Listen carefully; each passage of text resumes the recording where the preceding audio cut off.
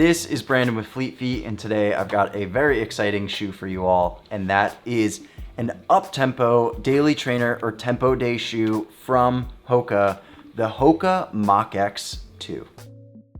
This is a faster, more aggressive version than that of the Mach 6. The Mach X implies that it is going to have more premium technology and a plate in it, which this shoe does, and it will be a more transformed version of the Mach 6. But not only is this an upgrade from the Mach 6, but it is also a totally revamped model of the Mach X. So for anyone who really liked the Mach X, stay tuned for the Mach X 2 because it is a pretty different shoe. Our review team absolutely loved this shoe and almost found it to be perfect except for this one thing that I'll get into a little bit later. But for now, let's dive in and talk about this shoe. But before we go anywhere, please make sure to like and subscribe to the channel. It really helps us a bunch with supporting us and making sure that we can continue to get videos out to you each week. Now, let's break it down like we always do, and starting with the upper. The upper is made up of a very breathable woven mesh upper. It has a very thin heel collar and tongue, very race-like feel. The tongue is gusseted and this shoe will be available in wide, so for anyone who has a wider foot,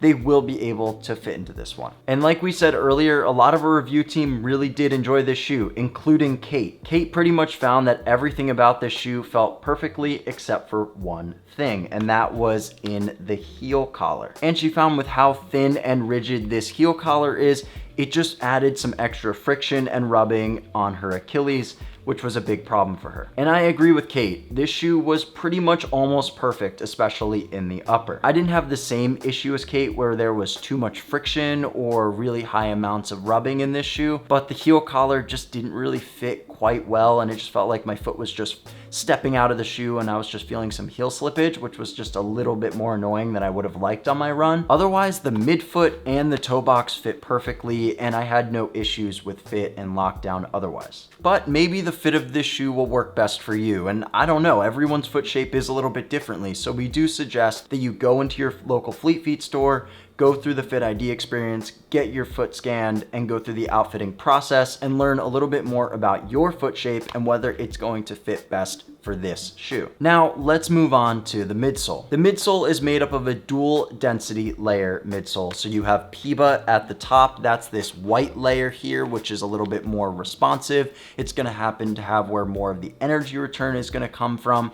And then you have this layer of EVA, which is this yellow here, which is gonna create more stability. It's gonna be a little bit firmer, and it's gonna be the heavier foam. But in between both of those things, you're actually gonna have a PEBAX plate that is winged and is gonna create a little bit of extra stability. And this blue here that you can tell is actually where the plate is. Now, one of the biggest stories about the midsole is that it increases in stack by about 5 millimeters. So if you are looking for a lower profile Mach X similar to the last model, this one is just going to be a little bit more elevated and it's going to be higher off the ground. The stack of this shoe comes in at 42 millimeters in the heel and 37 in the toe for the women's model, and 44 in the heel and 39 in the toe for the men's model, giving it a 5 millimeter drop. So it is definitely higher in stack than that of the previous model. And one of our reviewers, Travis, really enjoyed that underfoot feeling and ride of this shoe. He loved that there was great ground contact, and he found that there was very smooth transitioning, especially because of the meta rocker system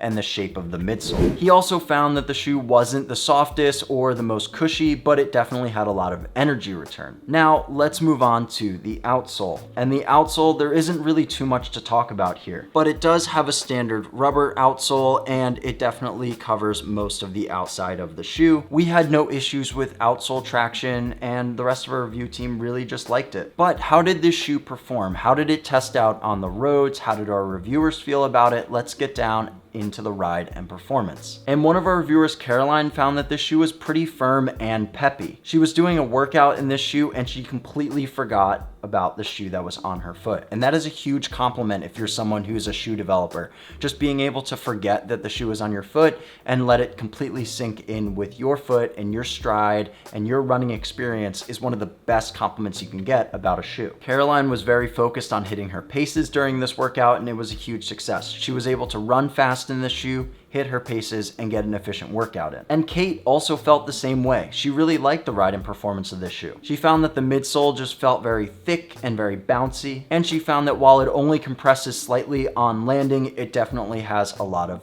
return on energy. She also found that it was very lively, it was a ton of fun. It was just one of those shoes that you want to keep putting back on because it just has that pop to it. The midsole and the energy return was a big win in Kate's book. I agree with Kate. Even though I didn't test the previous model of the Mach X, this shoe definitely had a lot of energy return. It was much faster on foot. I found that it was an immediate shoe that I could go to for my faster workouts or tempo runs. The PEBA technology with the plate and the EVA foam all sync really well together. All of the parts of the midsole really came together in a fluid way. It felt very fast, and I found that I didn't have to work as hard to pick up the pace in the shoe as I would with other shoes. This shoe is slightly lighter than the last model, so if you were looking for a lighter ride, this one's going to be a winner. For the women's model, it comes in around 8 ounces or 221 grams, or for the men's model at 9.2 ounces or 260 grams. The price of this shoe is going to be $190, which puts it into a similar ballpark as some of the other tempo shoes out there, like the Saucony Endorphin Speed at $170 and a super trainer like the New Balance SC Trainer at $180. But we talked about all of these upgrades and some of the feelings about the shoe.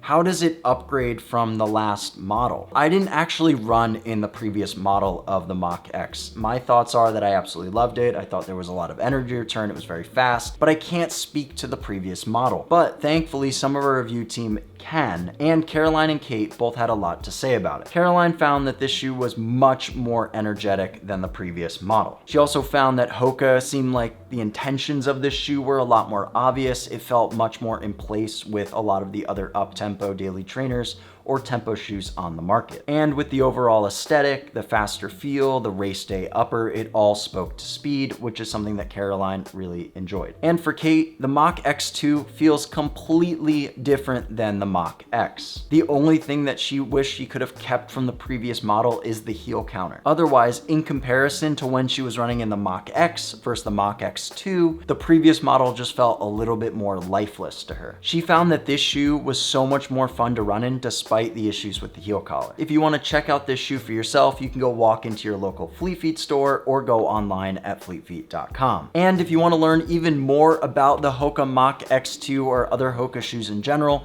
you can go to our blog and check out all of the reviews there. And let us know how you feel about this shoe. Drop it in the comments below and let us know your opinions and thoughts.